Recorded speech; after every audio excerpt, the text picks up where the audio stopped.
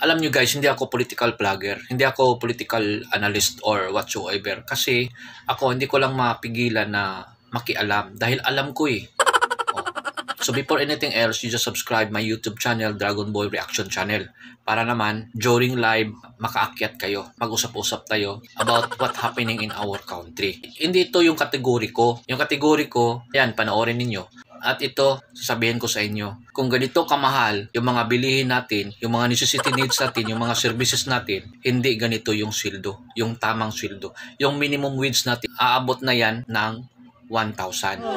Yun ang regular. Ordinary employees lang yun. Kasi yung mga extraordinary, yung mga models or yung mga special talents dyan, so mas malaki talaga. Nag-earn sila ng above 3K or 4K or 5K per day. Anon yun? So panoorin ninyo.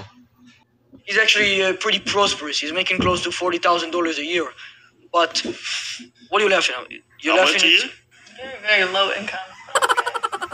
It's okay. You know, what do you think the average income is? The average minimum is 100,000. Like that's barely making it in California, especially too.